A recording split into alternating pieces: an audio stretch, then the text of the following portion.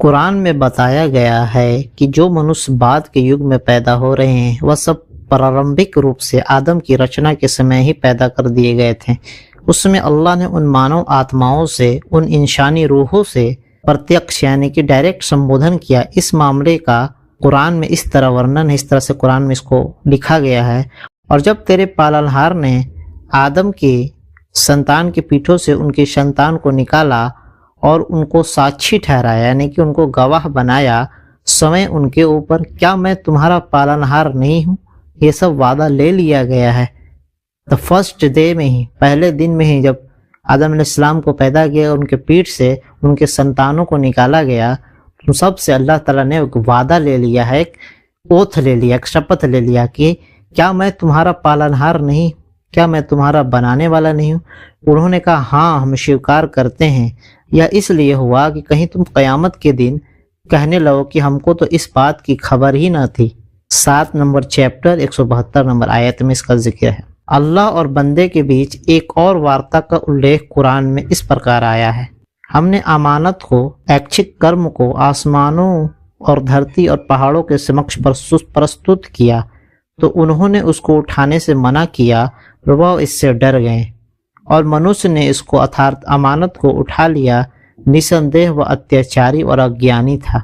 33 chapter number 33 72 number.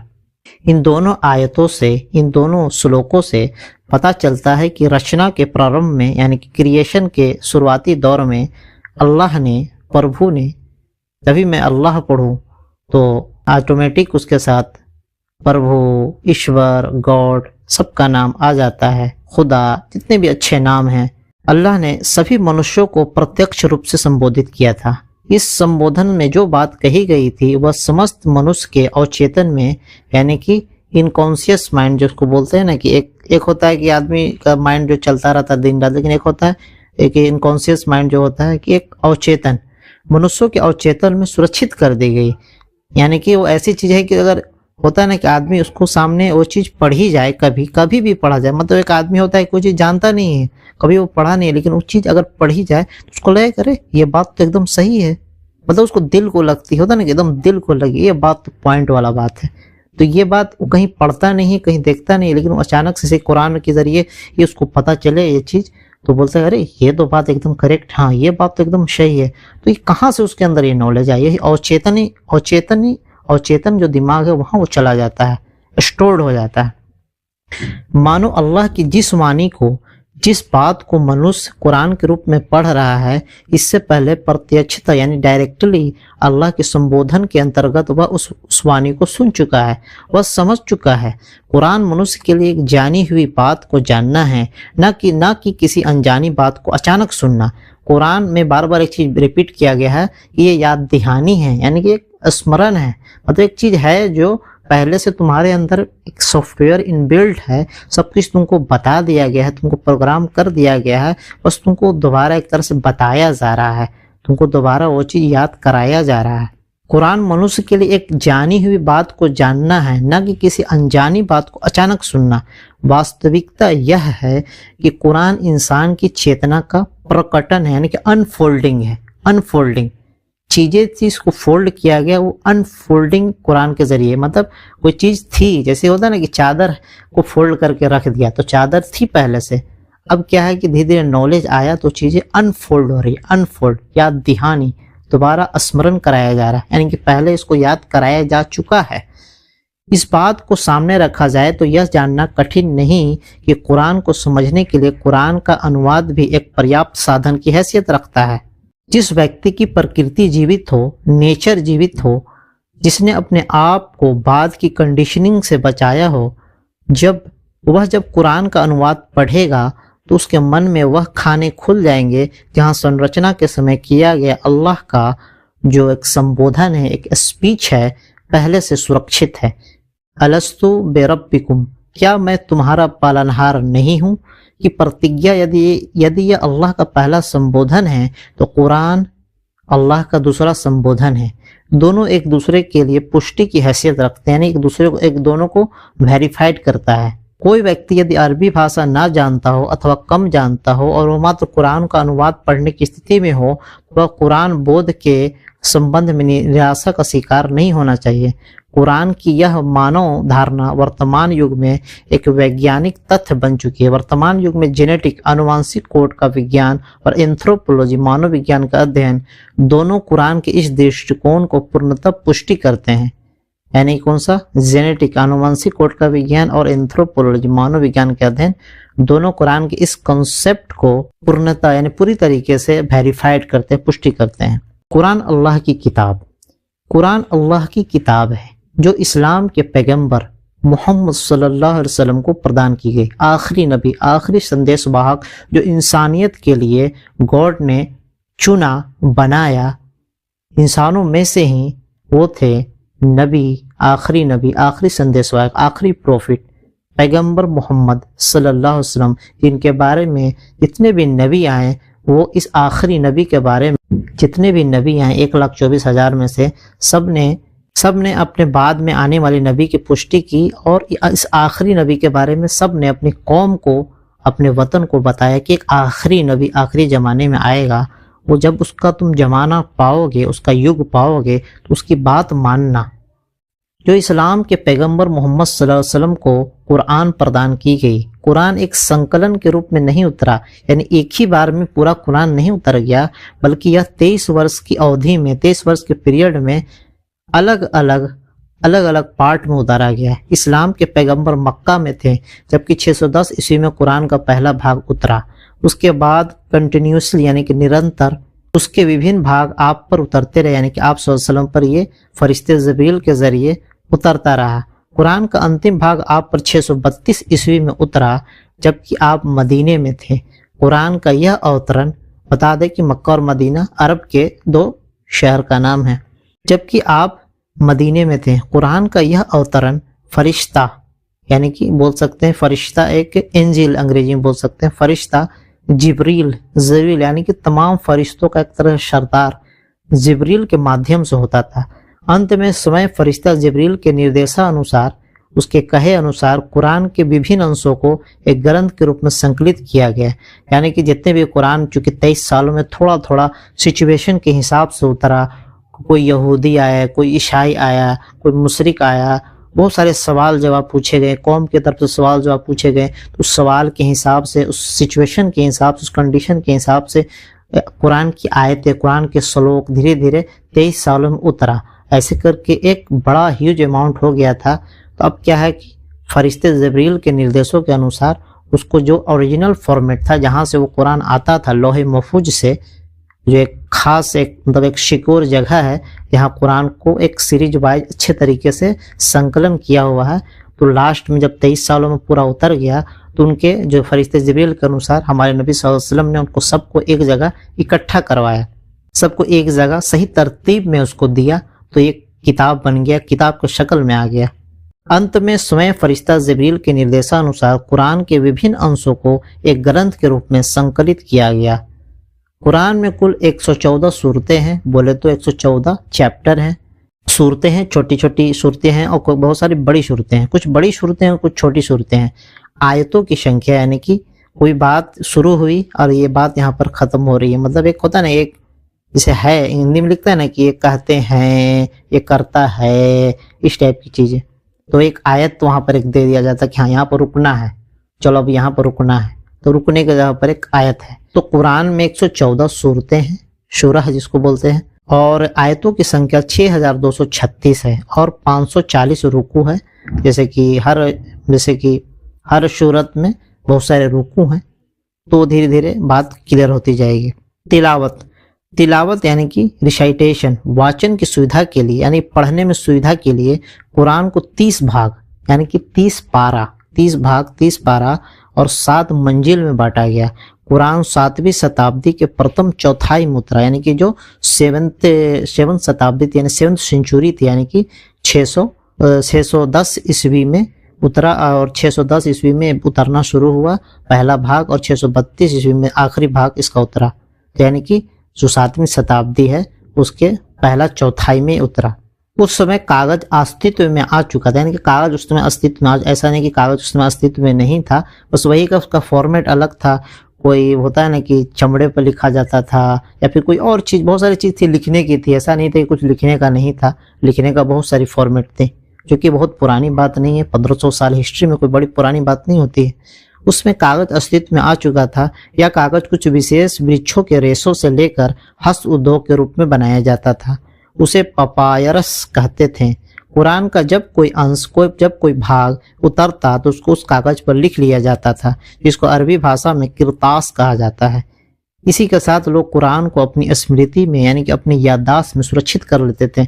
पहले क्या था कि बहुत सारा सोर्स नहीं था, जैसे कि हर जमाने में चीज होती है ना, जैसे उसी आदमी का दिमाग काम करता है। अभी के जमाने में एवरीथिंग हम लोग को तुरंत तुरंत मिल जाता है, तो बहुत सारी चीजें हम लोग को याद रखने की जरूरत नहीं होती। लेकिन पहले के जमाने में चीजें नहीं मिलती थी जल्दी, तो जो भी टीचर या गुरु कोई चीज बात बताते थे ना, वो चीजें याद हो जाती थी एकदम बहुत अच्छे तरीके से। मतलब कहने का मतलब लोगों की याददाश्त बहुत ही तेज नहीं, मतलब कहने का मतलब है कि था नेचुरल। अभी भी आदमी की याददाश्त बहुत तेज है, लेकिन है कि प्रैक्टिस के ऊपर। अभी है कि हर चीज हमें तुरंत अवेलेबल हो जाता है, गूगल पर सर्च कर लिए तुरंत मिल गया, तो बहुत सारी चीजें याद नहीं रहती है। लेकिन पहले है कि कोई गुरु कोई चीज बात बताते थे तो वो कभी आदमी भूलता नहीं था जल्दी, एकदम डिट्टो एकदम लाइन बाय लाइन याद रहता था। पहले के लोगों में ये खुसूसियत पाई जाती थी। अब चूंकि बहुत सारे सोर्स आ गए हैं, तो आदमी का वो जो मतलब दिमाग का वो जो हिस्सा है जिससे वो चीज याद करता था, वो थोड़ा मतलब ढीला पड़ गया है। अभी भी आदमी अगर सारा चीज से हट जाए और जो एक सोर्स पर डिपेंड हो, तो उस सोर्स को आदमी याद रखता है। इसी के साथ लोग कुरान को अपनी स्मृति में, अपने दिमाग में सुरक्षित कर लेते थे, अपनी याददाश्त में सुरक्षित कर लेते थे, क्योंकि उस समय कुरान की ही एकमात्र इस्लामिक साहित्य था। कुरान को नमाजों में पढ़ा जाता था, जो एक नमाज होता है रिलीजियस प्रैक्टिस, हर दिन 5 बार नमाजों में पढ़ा जाता था, और इस्लाम की ओर आमंत्रित करने के लिए उसको लोगों के सामने पढ़कर सुनाया जाता था। इस तरह कुरान एक ही साथ लिखा भी जाता रहा और उसको इसी के साथ याद भी किया जाता रहा, यानी इसको लिखा भी जाता रहा, उसको याद भी किया जाता रहा। और चूंकि ये उन्हीं के लैंग्वेज में था, जैसे कि आप हिंदी जानते हैं, तो आपको बोला जाए कि ये झूठ बोलना अच्छी बात नहीं है, तो आपको याद करने में क्या दिक्कत है। इस तरह कुरान अरेबिक में था, अरेबिक लोग थे, तो उनको बहुत आसानी से वो चीज़ें याद हो जाती थी। इस्लाम के पैगंबर मोहम्मद सल्लल्लाहु अलैहि वसल्लम के अंतिम जीवन काल तक कुरान को सुरक्षित करने का यही तरीका प्रचलित रहा, यही तरीका मतलब चलन में रहा। आपकी मृत्यु 632 ईस्वी में हुई। इसके बाद अबू बकर सिद्दीक रजी अल्लाह तआला अन्हु इस्लाम के पहले खलीफा बने, यानी कि आप सल्लल्लाहु अलैहि वसल्लम के जाने के बाद पहले खलीफा, यानी एक होता है ना कि नायब से कैप्टन चला गया तो उप कैप्टन आ गया आगे, उस तरह से। इसके बाद अबू बकर सिद्दीक रजी अल्लाह तआला इस्लाम के पहले खलीफा बने।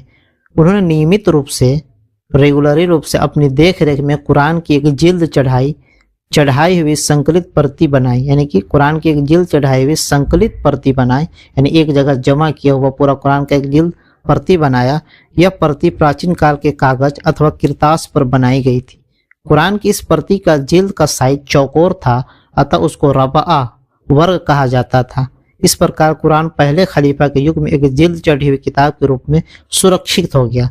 तीसरे खलीफा यानी कि इस्लाम में जो शुरू में इस्लाम जो हमारे नबी आखिरी नबी मोहम्मद पर जो कुरान उतरा, उसके बाद हमारे नबी सल्लल्लाहु अलैहि वसल्लम के जो दुनिया से जाने के बाद 4 खलीफा, खुलफाए राशिदीन कहते हैं। पहले खलीफा हजरत अबू बकर रजी अल्लाह तआला अन्हु, दूसरे खलीफा हजरत उमर रजी अल्लाह तआला अन्हु, तीसरे खलीफा उस्मान बिन अफ़्फ़ान रजी अल्लाह तआला अन्हु, चौथे खलीफा हजरत अली रजी अल्लाह तआला अन्हु। इसके बाद बहुत सारे खलीफा हुए, लेकिन ये 4 सबसे प्रोमिनेंट, सबसे प्रख्यात और सबसे टॉप के खलीफा है। तीसरे खलीफा उस्मान बिन अफ़्फ़ान के युग में इस जिल्द वाले कुरान की और भी कॉपियां तैयार कर ली गई और इसको विभिन्न नगरों में जगह जगह पर भेज दिया गया। यह कॉपियां नगर की जामा मस्जिदों में उपलब्ध रहती थी। लोग उनको पढ़ते भी थे और उनसे अतिरिक्त प्रतियां तैयार करते थे, क्योंकि कोई मुश्किल काम नहीं था। पढ़ने पढ़ाने लिखने वगैरह का दौर था। कुरान के लिखने का यह अनुक्रम 19वीं शताब्दी तक जारी रहा। 19वीं शताब्दी में प्रिंटिंग प्रेस का आविष्कार हुआ और साथ ही कागज में आधुनिक औद्योगिक ढंग से अधिक मात्रा में तैयार किया जाने लगा। यानी कि कागज भी आधुनिक यानी कि मॉडर्न तरीके से इंडस्ट्रियलाइजेशन फेज पर, इंडस्ट्रियलाइजेशन मेथड पर ये बहुत बड़े मात्रा में तैयार किया जाने लगा। इस तरह 19वीं शताब्दी में नियमित रूप से प्रिंटिंग प्रेस के द्वारा छपाई का आरंभ हो गया। छपाई की विधियों में निरंतर विकास होता रहा। इसी के साथ कुरान की मुद्रित प्रतियां भी अधिक उत्कृष्ट रूप से तैयार होने लगी, यानी कि और भी अच्छे तरीके से तैयार होने लगा। अब कुरान की मुद्रित प्रतियां इतनी सामान्य हो गई है कि वह प्रत्येक घर में और प्रत्येक मस्जिद में और प्रत्येक लाइब्रेरी में और प्रत्येक बाजार में इस प्रकार प्रचुर संख्या में उपलब्ध है कि प्रत्येक मनुष्य विभिन्न भाषा में, यानी कि हर आदमी अपने अपने लैंग्वेज में ट्रांसलेटेड कुरान पढ़ सकता है। कुरान की छपी हुई सुंदर प्रतियां प्राप्त कर सकता है, चाहे वह पृथ्वी के किसी भी भाग में हो। अल्लाह की सृष्टि निर्माण योजना।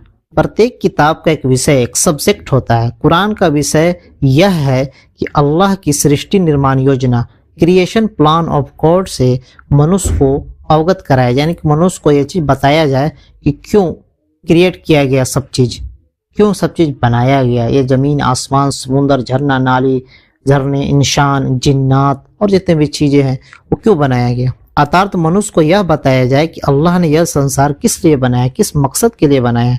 मनुष्य को, इंसान को, मानव को, आदमी को धरती पर बसाने का क्या उद्देश्य है। मृत्यु से पहले के जीवन काल में मनुष्य से क्या वांछित है, मृत्यु से पहले के जीवन काल में मनुष्य से क्या वांछित है, और मृत्यु के बाद जीवन काल में मनुष्य के साथ क्या घटित होने वाला है। यानी कि इंसान से उसका क्रिएटर, उसका गॉड क्या चाहता है मरने से पहले, मरने के बाद उसका साथ क्या होने वाला है। मनुष्य एक अमर रचना है, उसकी जीवन यात्रा मृत्यु के बाद भी जारी रहती है।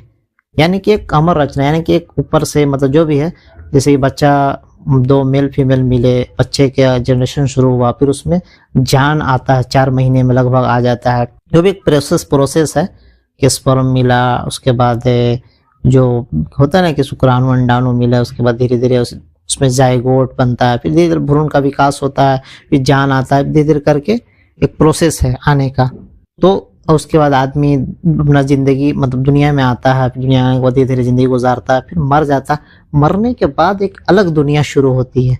तो इसी बिहाव पर कहा गया कि मनुष्य एक अमर रचना है, उसकी जीवन यात्रा मृत्यु के बाद भी जारी रहती है। कुरान इस संपूर्ण जीवन यात्रा के लिए एक मार्गदर्शक, एक राह दिखाने वाली, एक स्ट्रेट पाथ, एक सीधे राह बताने वाली किताब की हैसियत रखता है। मनुष्य की इस वास्तविकता, इस रियलिटी से, मनुष्य को इस रियलिटी से, इस वास्तविकता से, इस सच्चाई से अवगत करना, यही कुरान का उद्देश्य है, यही कुरान का मकसद है, और यही कुरान की वार्ता का विषय। यही कुरान में ऐसी चीज पर बात किया गया है बार बार। अल्लाह ने मनुष्य को, इंसान को एक अमर, यानी कि हमेशा रहने वाला एक अमर रचना की हैसियत से पैदा किया है। फिर उसके जीवन काल को 2 भागों में बांट दिया है। उसका बहुत थोड़ा भाग मृत्यु से पहले के समय में रखा है, और उसका अधिक बड़ा भाग मृत्यु के बाद के जीवन काल में रख दिया है। यानी कि ये जिंदगी थोड़ी सी है, 50-60 साल में आदमी निकल जाता है, या उससे भी पहले निकल जाता है, बहुत सारे तो बचपने में ही निकल जाते हैं। मृत्यु से पहले का जो काल है वो परीक्षा काल, यानी एग्जामिनेशन सेंटर।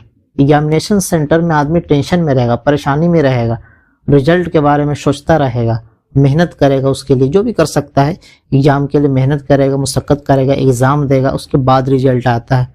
और मृत्यु का बाद का जो काल है परीक्षा फल के अनुसार, यानी जैसा परीक्षा उसका रिजल्ट आया वैसा उसको सजा दिया जाएगा, या उसको जजा दिया, यानी कि उसको अवार्ड दिया जाएगा, रिवार्ड दिया जाएगा, या फिर उसको पनिशमेंट दिया जाएगा। वह परीक्षा फल के अनुसार जो है अच्छा या बुरा परिणाम पाने का काल है। यानी कि मृत्यु के बाद ये काल है अच्छा या बुरा परिणाम पाने का काल।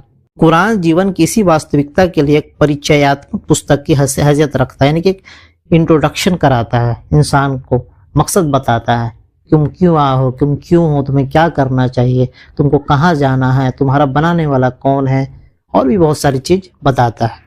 कुरान एक दृष्टि से, एक तरह से उपकार करने वाले की ओर से पुरस्कार का अनुस्मरण है, यानी कि एक याद दहानी है। अल्लाह ने मनुष्य को विशेष गुण के साथ पैदा किया, यानी खास गुणों के साथ पैदा किया, फिर उसको पृथ्वी जैसे ग्रह पर बसाया, जहां मनुष्य के लिए बहुत सारे ग्रह, प्लानेट आप लोग पढ़ते ही होंगे भूगोल ज्योग्राफी में, ग्रह तो बहुत सारे हैं, लेकिन जिंदगी यही है, खोज चल रही है लेकिन मिला नहीं अभी तक। अच्छा, फिर उसको पृथ्वी जैसे ग्रह पर बसाया, जहां मनुष्य के लिए प्रत्येक किस्म का लाइफ सपोर्ट सिस्टम है। कुरान का उद्देश्य यह है कि मनुष्य प्रकृति के इन पुरस्कारों से, प्रकृति ने उसको जो उपहार दिए हैं उससे फायदा उठाते हुए उपकार करने वालों को याद रखे, यानी कि जिसने मनुष्य को ये सब चीज दी उसका वो एहसान माने, उसका वो शुक्रिया करे, यानी कि जो गॉड का, प्रभु का, ईश्वर का वो शुक्रिया करे और उसे याद रखे। वह पुरस्कारों के रचयिता पर आस्था रखे, यानी जिसने पुरस्कार बनाया, इतनी सारी चीजें दी, रिवार्ड्स दिया, पृथ्वी पर बसाया, ऑक्सीजन का कोई मसला नहीं है, एवरीथिंग दिया, जमीन उगाती है, बहुत सारी चीजें उगाती है। ये और प्लानिट पर आपको नहीं मिलेगा। कोई प्लानिट पर गएंगे तो वहां खाली बर्फ ही बर्फ है, कोई प्लानिट पर जिंदगी के आसार नहीं है। लेकिन ये दुनिया में ये है, पॉसिबिलिटी है कि आदमी सांस ले सकता है, रह सकता है और आसानी से घूम फिर सकता है बिना किसी एक एक्स्ट्रा एपर्टस के। जैसे कि और सब ग्रह में जैसे जाते हैं तो बहुत सारे ऐसे इक्विपमेंट लगा के जाते हैं, बहुत सारे ट्रेनिंग लेके जाते हैं, लेकिन दुनिया में ऐसा कुछ नहीं है। पुरस्कारों का उपभोग करते हुए, यानी कि जो भी रिवार्ड मिला है उसको, दुनिया में जो जो इनामात मिले हैं उसको यूज करते हुए अपने जो उसको देने वाला है, जो दाता है, उसको माने और उसके तगादों को पूरा करना। उसका तगादा यानी जो भी तकाजा है उसको, कि जो चीज ऑर्डर दिया, जो हुक्म दिया उसको पूरा करना है। यही सदैव रहने वाले जन्नत का सर्टिफिकेट है। और पुरस्कारों का उपभोग करते हुए उपकारक को भूल जाने, यानी कि जिसने जो पुरस्कार दिया है उसी को भूल गए, मनुष्य को नरक का भागी बना देता है, जहन्नम का भागी बना देता है। कुरान वास्तव में इसी सबसे बड़ी वास्तविकता का अनुस्मरण है। इसमें कुरान वास्तव में इसी सबसे बड़ी वास्तविकता का अनुस्मरण है, यानी इसी को बार बार याद कराता है। आप कुरान को पढ़ें तो आप उसमें बार बार इस तरह का वर्णन पाएंगे कि यह अल्लाह की उतारी हुई वाणी है, यानी कि वर्ड ऑफ गॉड है। प्रत्यक्ष रूप से एक साधारण सी बात है, परंतु जब इसको तुलनात्मक रूप से देखा जाए तो ये पता चला कि यह अत्यंत असाधारण बात है। संसार में बहुत सी किताबें हैं जिसके संबंध में लोगों का विश्वास है कि वो आसमानी किताबें हैं, परंतु कुरान के अतिरिक्त किसी भी पवित्र धर्म ग्रंथ में आपको यह लिखा हुआ नहीं मिलेगा कि यह अल्लाह की वाणी है, यह अल्लाह का वर्ड है, यह वर्ड ऑफ गॉड है। इस तरह का वर्णन विशेष रूप से मात्र कुरान में पाया जाता है। कुरान में इस तरह का वर्णन का होना उसके पाठों को एक प्रारंभिक बिंदु, स्टार्टिंग पॉइंट देता है। वह कुरान का अध्ययन यानी स्टडी एक विशेष प्रकार की पुस्तक के रूप में करता है, न कि साधारण इंसानों द्वारा लिखी हुई पुस्तक के रूप में। कुरान की शैली में भी एक अनोखी शैली है। साधारण मानव वकृत पुस्तकों में, यानी कि जो मानव के द्वारा, जो इंसानों के द्वारा किताबें लिखी जाती है, उसका एक तरीका यह है कि उसमें चीजें जो लिखी होती है एक क्रम के साथ लिखी होती है। उसमें ए से जेड तक क्रमबद्ध रूप से चीजों का वर्णन किया जाता है, परंतु कुरान में इस प्रकार की शैली मौजूद नहीं है।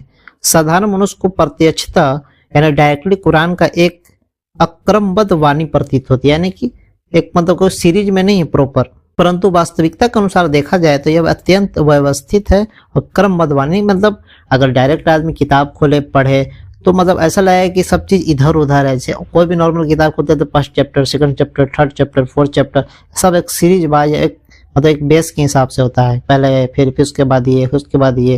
तो कुरान को अगर फर्स्ट टाइम आदमी खोलता है तो उसको लगता है कि सब चीज मतलब कोई चीज कहीं भी किधर भी जा रही है, लेकिन ऐसा नहीं है।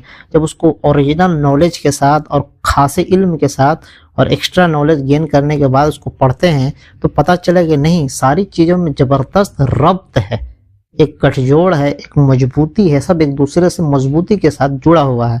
कोई ऐसा नहीं है कोई चीज जहां तहां से। परंतु वास्तविकता के अनुसार देखा जाए तो वह एक अत्यंत व्यवस्थित और क्रमबद्ध वाणी दिखाई देगा।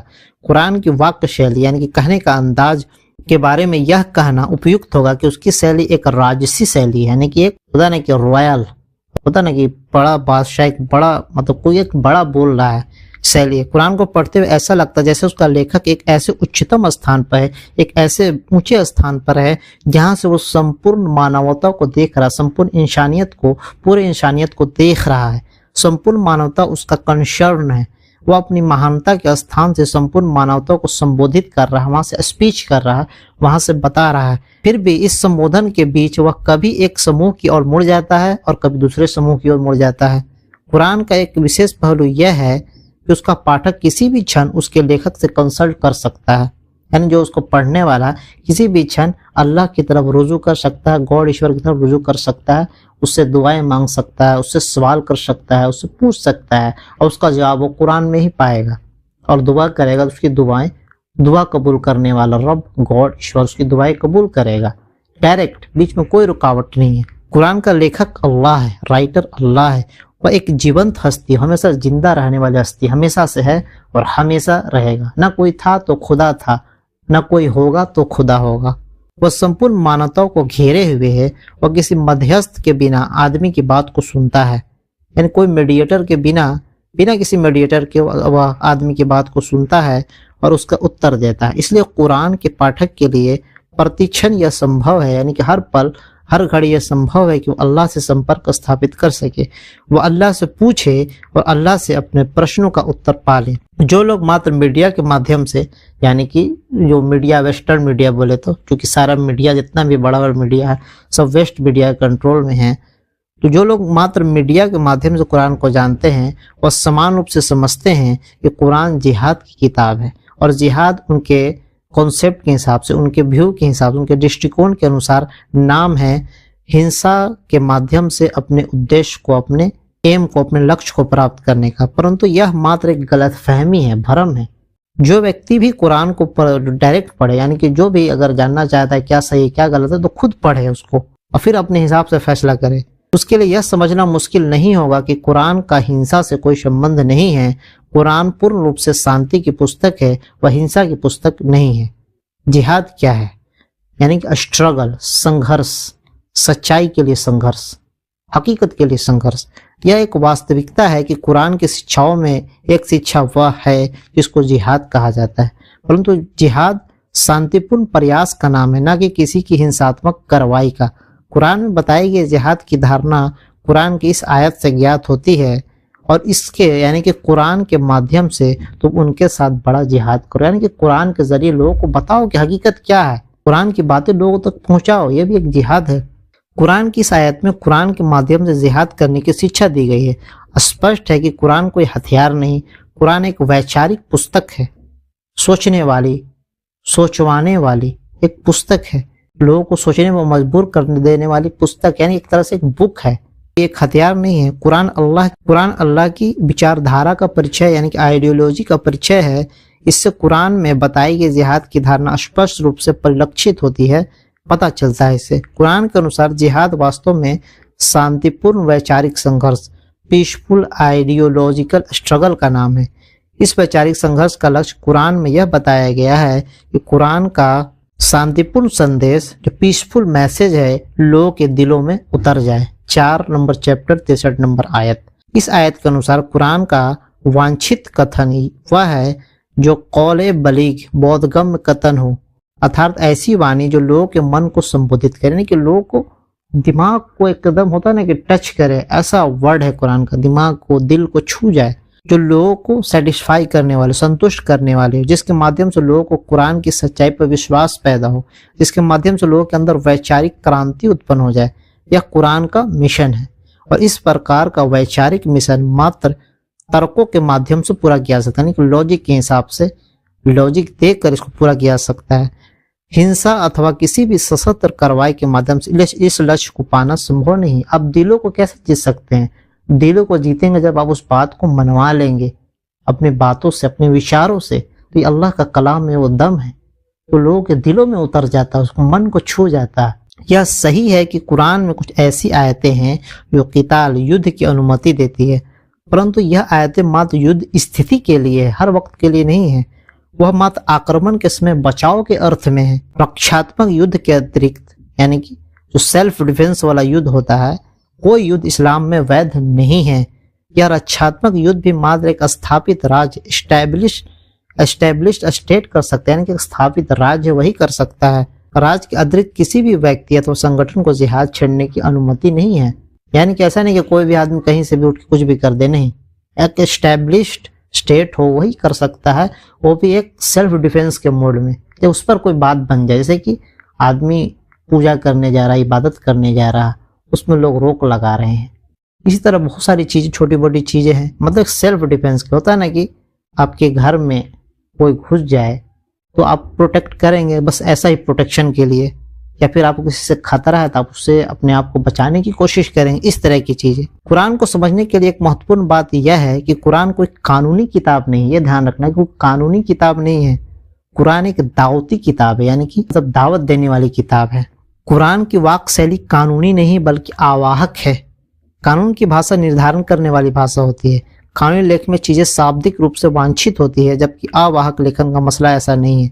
आवाहक लेख में उसके अर्थ पर विशेष ध्यान दिया जाता है। आवाहक किताब में शब्दों की हैसियत मात्र एक माध्यम की हो जाती है, जबकि कानून किताब में शब्द स्वयं अपने आप में वांछित बन जाते हैं।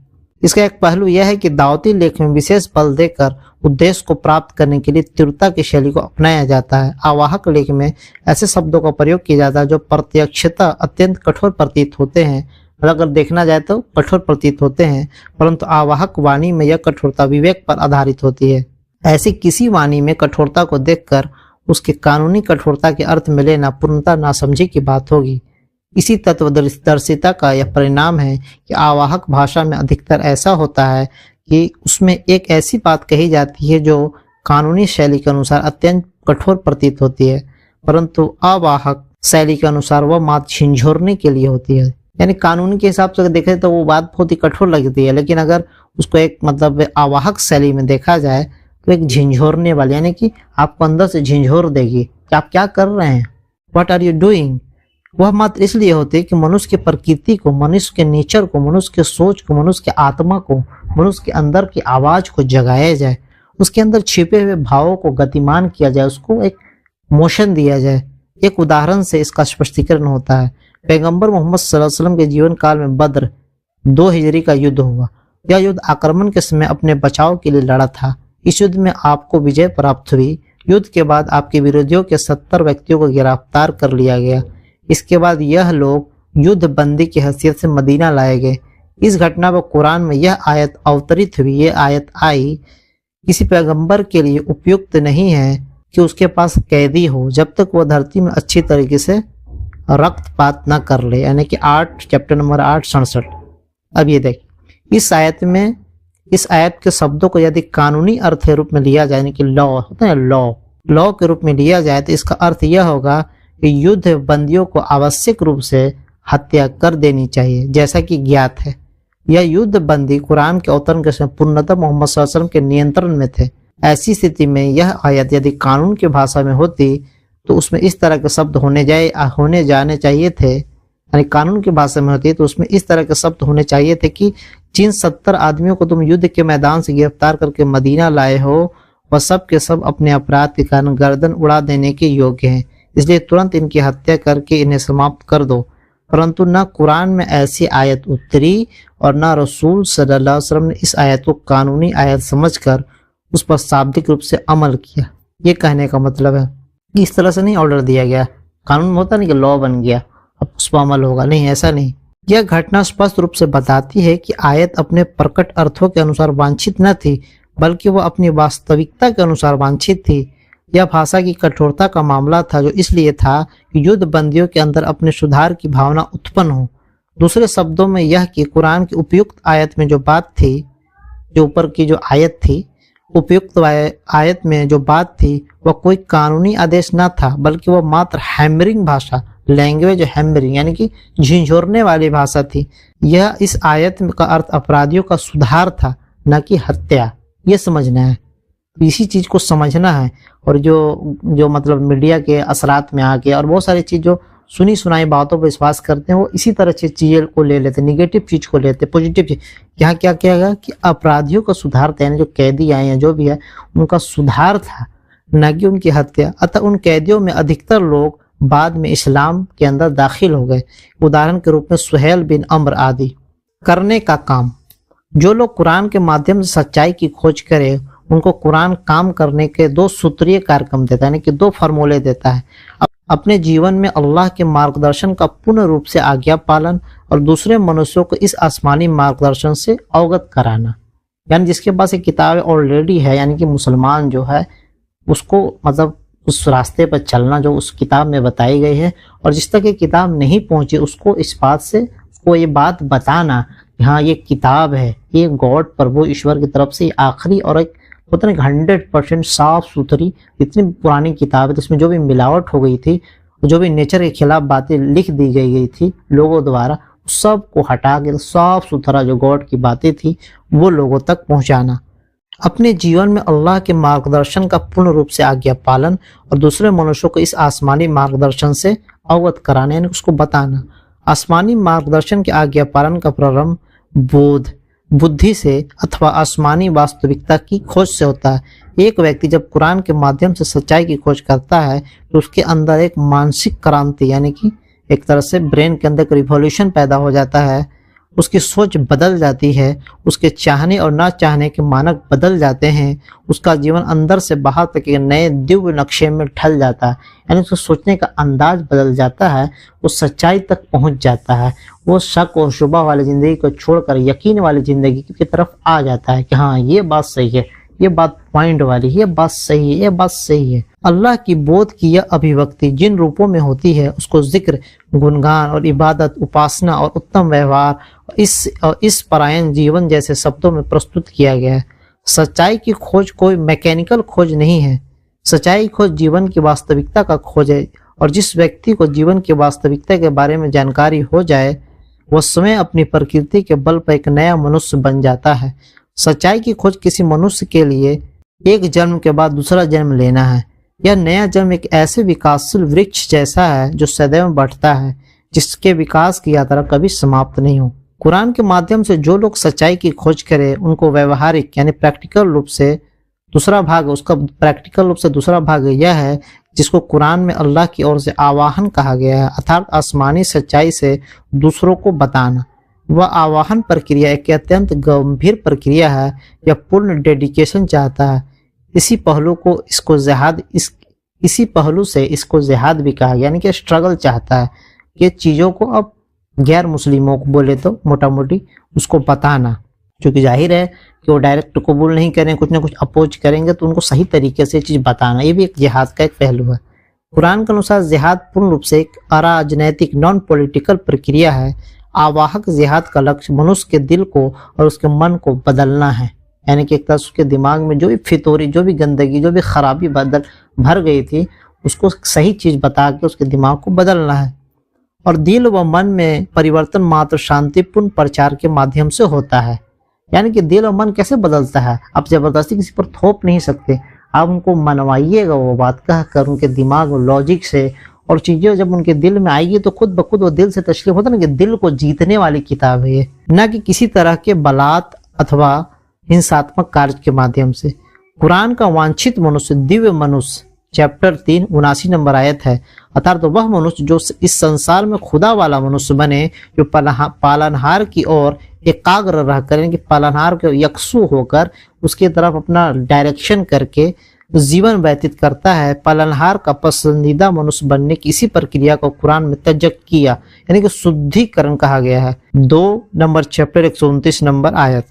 कुरान के अनुसार जन्नत उन्हीं व्यक्तियों के लिए, यानी कि जन्नत बोले तो स्वर्ग उन्हीं व्यक्ति के लिए, उन्हीं इंसानों के लिए है जो संसार में अपना शुद्धिकरण करें, तजक्किया करें, जो मुजक्का यानी कि शुद्ध बनकर अपने अगले जीवन में प्रवेश हो, यानी कि जो मौत के बाद जो जिंदगी है वहाँ अपने जिंदगी में जो भी एग्जाम दे शुद्ध होकर, साफ सुथरा होकर अपने रब की बात, अपने परवरदिगार, अपने पालनहार, अपने ईश्वर, अपने प्रभु, अपने गॉड की बात मानकर शुद्ध हो जाए और अगले जीवन में प्रवेश हो, यानी कि मौत के बाद की जिंदगी, द लाइफ आफ्टर डेथ, सूरह ताहा 76 नंबर। तजक्किया का अर्थ है शुद्धिकरण, प्यूरिफिकेशन, अर्थात अपने व्यक्तित्व को अवांछित चीजों से यानी कि गलत चीजों से और जो भी बेकार की चीजें उससे बचाना। वो व्यक्तित्व को यानी कि जो आदमी का जो व्यक्तित्व है उसको पवित्र करने की यह प्रक्रिया एक सतत प्रक्रिया, कंटिन्यूस प्रक्रिया है, वह कभी समाप्त नहीं होती। कुरान के मानने वाले आस्थावान के अंदर यह प्रक्रिया उसके जीवन के अंतिम क्षण तक जारी रहती है। वास्तविकता यह है कि प्रत्येक मनुष्य अपने जन्म के अनुसार मूल प्रकृति पर पैदा होता है, यानी कि मूल प्रकृति बोलते हैं कि नेचर पर पैदा होता है।